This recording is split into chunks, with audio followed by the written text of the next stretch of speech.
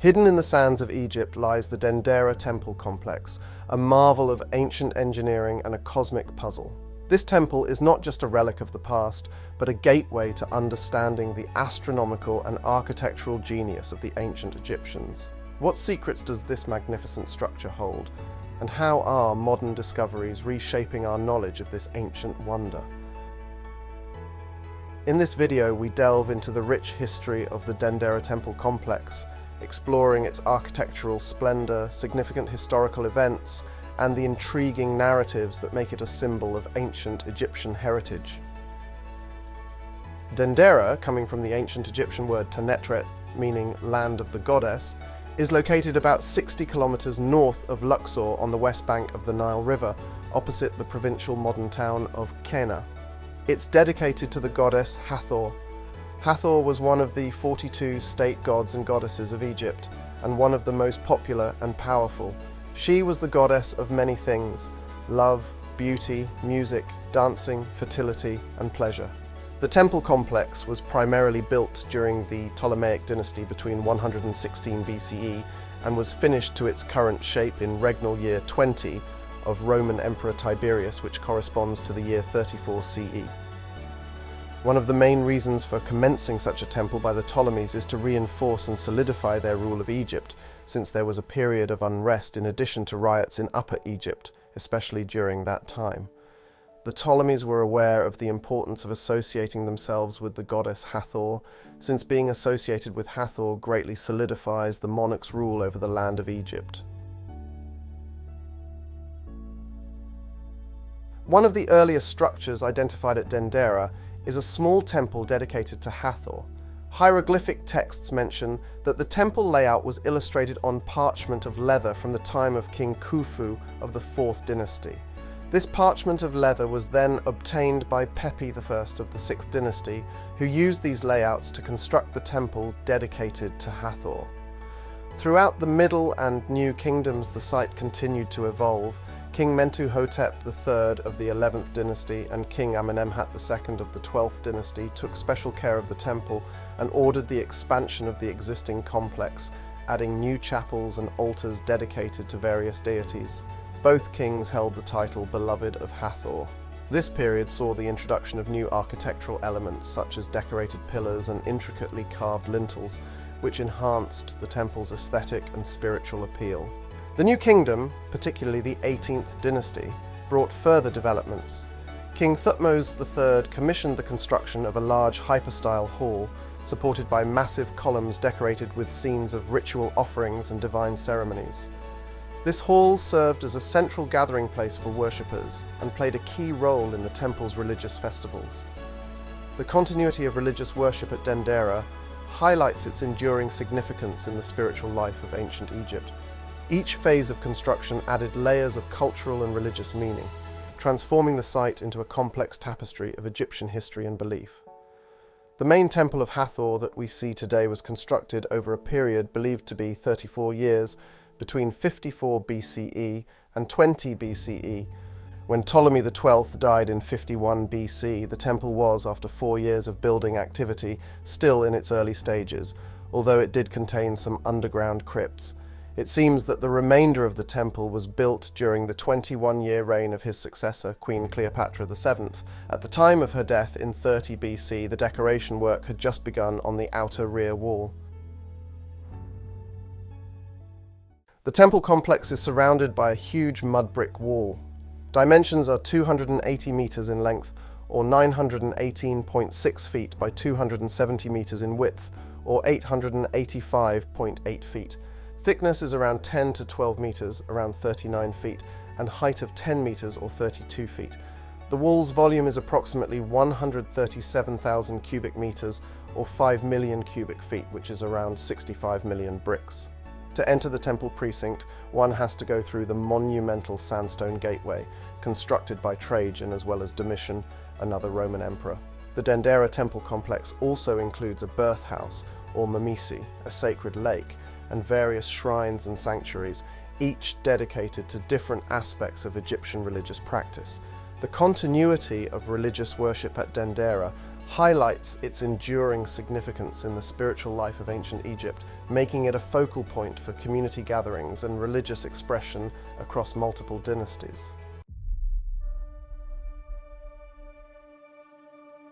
The architecture of the Dendera Temple is a blend of traditional Egyptian design and Ptolemaic influences. On the south side of the temple precinct, we can see the large hypostyle hall facade, including 6 columns. The facade's height is 17.5 meters or 57.4 feet, and width is 32 meters or 104.9 feet. Between the columns, we can see stone curtains. These curtains were a new element in ancient Egypt temple architecture introduced during the Ptolemaic era. Carvings on these curtains include purification ceremonies and ritual offering to the main deity of the temple.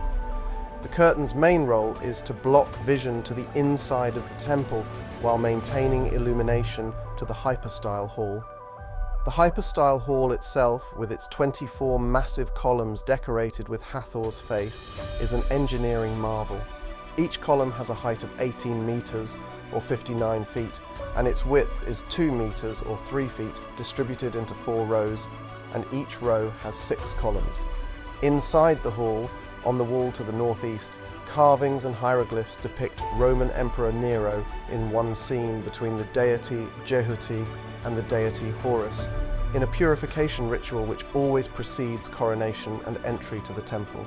Another scene depicts the kings being crowned by the goddesses Nekhbet and Wadjet. These 2 goddesses represent both Upper and Lower Egypt. To construct the hypostyle hall, the builders laid down the foundations and then the bases of all the columns and the lowest course of blocks for the walls. The lowest course is cut into 2 half circles. The other layer is also cut into 2 half circles. However, the center line must be perpendicular to the center line of the lower block, as we can see here. It's believed that next they buried the whole area with earth. The next course of stones for all the columns and walls were then laid down, and they too were buried. Mud brick ramps were added to allow the builders to drag the next layer of stone. The process was completed until the highest part of the roof was finished. One of the most striking features in the hypostyle hall is the astronomical ceiling, which includes the famous Dendera zodiac, a detailed map of the stars and constellations. The zodiac is a planisphere or map of the stars on a plane projection. It shows the 12 constellations of the zodiacal band forming 36 decans of 10 days each, and the planets. These decans are groups of first magnitude stars.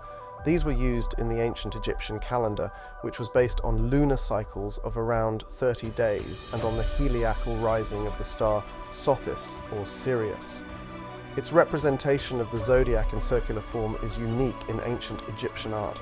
More typical are the rectangular zodiacs which decorate the same temple's pronaos. The celestial arch is represented by a disc held up by 4 pillars of the sky in the form of women, between which are inserted falcon-headed spirits. On the first ring, 36 spirits symbolize the 360 days of the Egyptian year. On the inner circle we find constellations, showing the signs of the zodiac. Some of these are represented in the same forms as their familiar names, whilst others are shown in a more Egyptian form. Aquarius is represented as the flood god Hapi, holding 2 vases which gush water.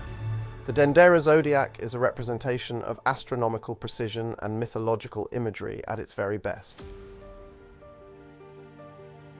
Another striking feature is the Dendera light, a controversial archaeological artifact that some claim to be evidence of ancient Egyptians possessing advanced lighting technology. The relief shows what appears to be a representation of a large standing lamp or torch with a snake-like structure inside a bulb-like enclosure. Proponents of the theory that the Dendera light represents ancient lighting technology suggest that the snake-like structure could be a filament, the bulb-like structure could be a bulb, and the figures surrounding the scene could be representations of priests or technicians involved in the lighting process. However, mainstream Egyptologists and archaeologists generally interpret the Dendera light relief differently. They argue that the relief is more likely to represent symbolic or religious imagery, rather than a depiction of actual lighting technology. The snake-like structure could represent a lotus flower or a religious symbol, and the bulb-like enclosure could represent a lotus flower bud or the womb of the sky goddess. There is no concrete evidence to support the theory that the Dendera light relief represents ancient lighting technology, and it remains a subject of debate and speculation among scholars and enthusiasts interested in ancient Egyptian history and technology.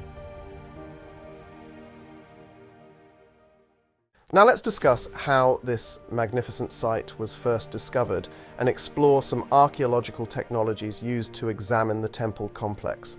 The rediscovery of the Dendera Temple complex in the modern era began in the early 19th century, when it was brought to the attention of Western scholars by the Napoleonic expedition to Egypt.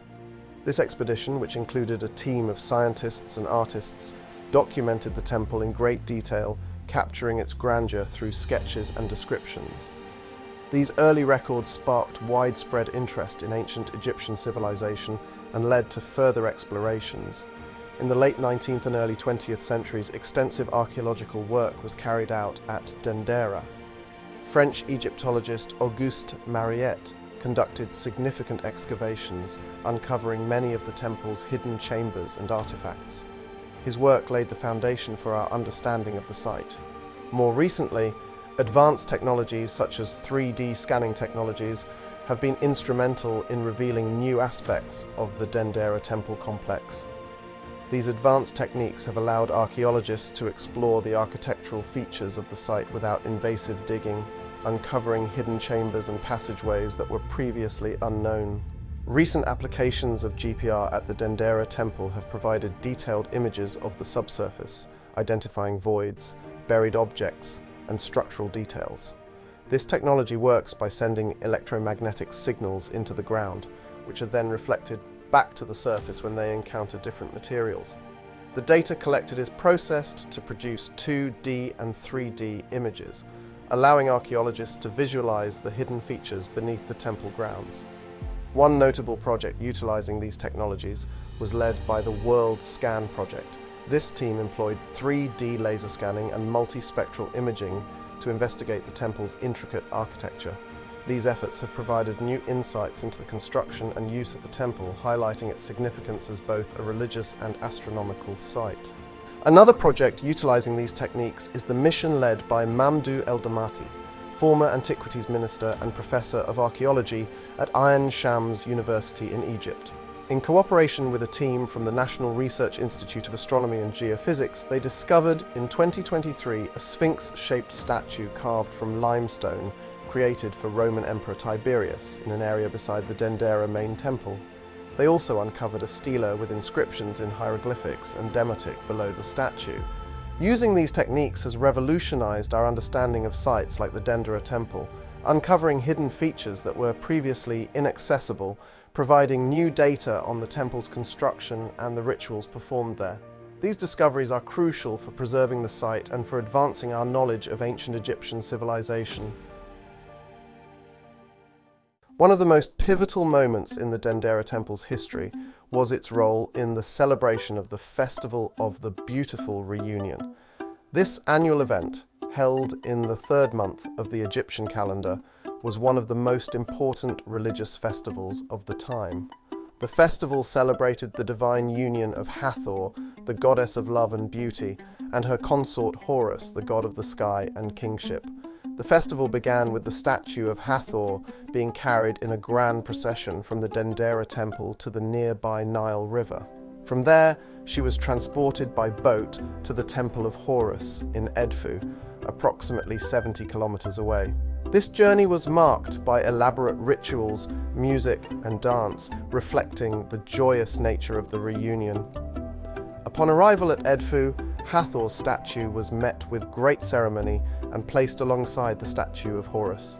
This union symbolized the renewal of cosmic order and the balance between the forces of love and power. The reunion was seen as a reenactment of the mythical marriage between the two deities, which was believed to ensure fertility and prosperity for the land and its people. The festival attracted pilgrims from across Egypt who came to witness the divine union and participate in the celebrations. Offerings of food, flowers, and incense were made to the deities, and the temple grounds were filled with the sounds of hymns and prayers. The event also included theatrical performances depicting the mythological stories of Hathor and Horus, further emphasizing the cultural and religious significance of the festival. This festival not only highlighted the religious importance of the Dendera Temple, but also reinforced its status as a major center of worship and pilgrimage in ancient Egypt. The rituals and celebrations associated with the Festival of the Beautiful Reunion provided a sense of continuity and connection to the divine, reflecting the deeply rooted spiritual beliefs of the ancient Egyptians. The significance of the Festival of the Beautiful Reunion and its associated rituals offer valuable insights into the religious practices and social dynamics of ancient Egypt. They illustrate how the Dendera Temple served as a focal point for community gatherings and religious expression, fostering a sense of unity and shared cultural identity among its participants. The Dendera Temple complex is a remarkable monument that encapsulates the rich history and cultural heritage of ancient Egypt. From its origins in the Old Kingdom to its role as a major religious center during the Ptolemaic and Roman periods, the temple stands as a testament to the architectural and scientific achievements of the ancient Egyptians.